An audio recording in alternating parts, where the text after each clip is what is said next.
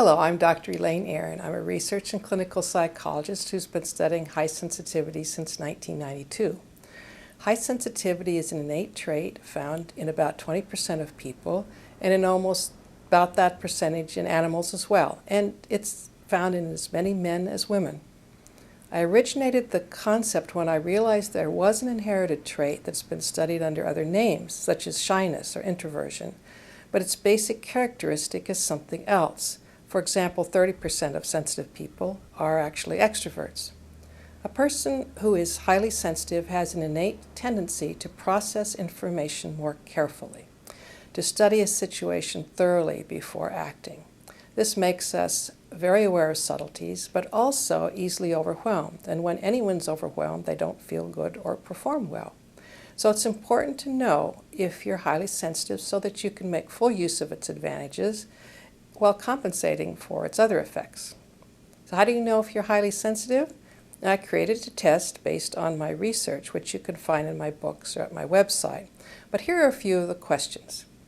Are you very sensitive to pain, caffeine, or medications? Do you dislike having a lot going on at once? Do you have a rich inner life and startle easily? Go off by yourself on busy days to recover? Try extra hard not to make mistakes. Avoid violent movies or upsetting scenes or chaotic environments. Find that other people's moods affect you, or that parents or teachers thought you were shy or sensitive when you were a child. If you are highly sensitive, you'll need to make some changes. First, you'll want to look again at your past, at decisions you regret or times you feel like you failed. Most likely these can be explained by your sensitivity, that you were too overstimulated at the time.